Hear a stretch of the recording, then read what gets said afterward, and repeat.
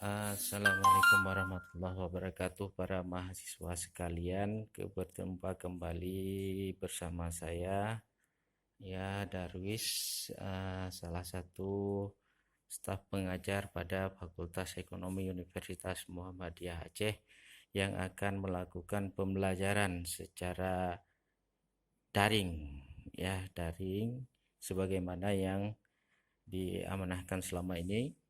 Saya memegang mata kuliah Pancasila dan Kewarganegaraan. Bagi para mahasiswa sekalian, mohon perhatiannya. Ya, kita ketahui mata kuliah ini sangat penting keberadaannya, terlebih ketika pada saat ini banyak permasalahan yang muncul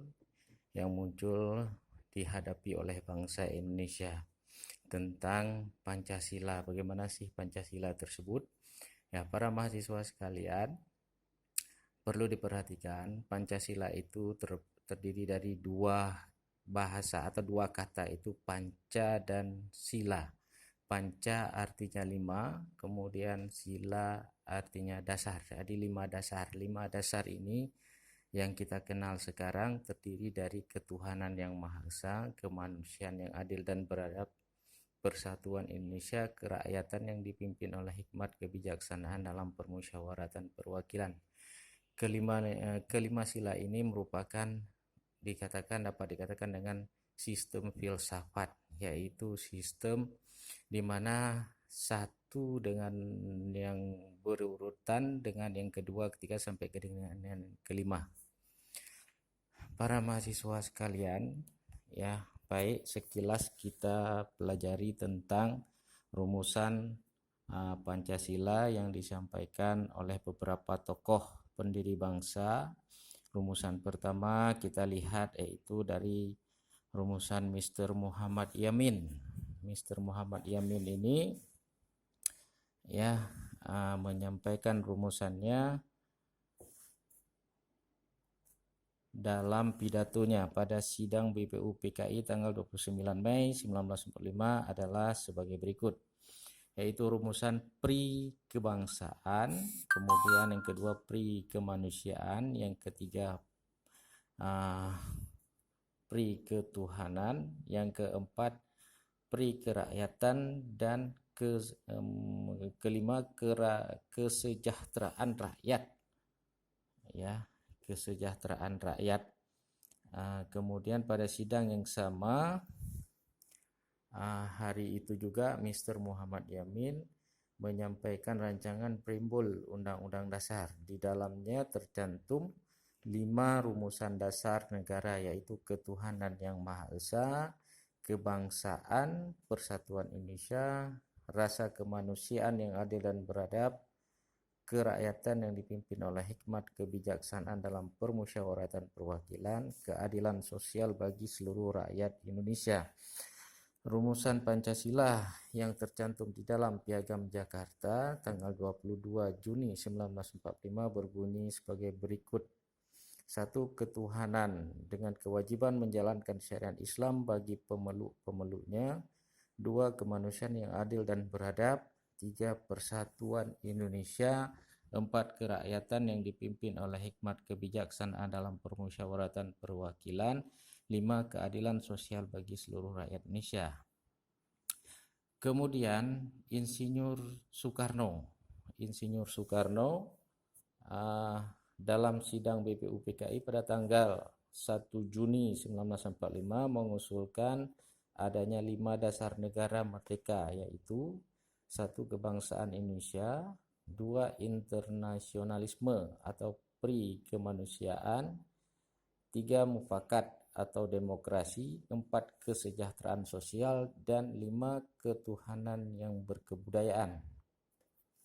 Selanjutnya rumusan yang tercantum dalam preambul undang-undang atau dalam konstitusi RIS yang pernah berlaku pada tanggal 29 Desember 1945 sampai 16 Agustus 1950 adalah sebagai berikut.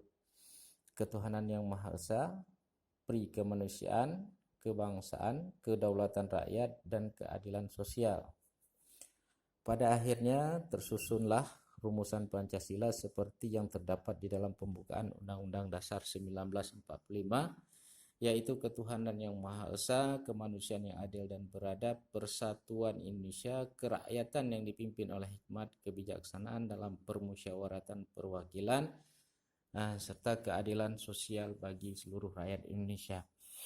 Jadi demikian para mahasiswa sekalian, sejarah pertemuan pertama kita ini tentang sejarah rumusan Pancasila, yaitu 5 dasar negara yang merupakan satu sistem filsafat yang tidak bisa dipisahkan.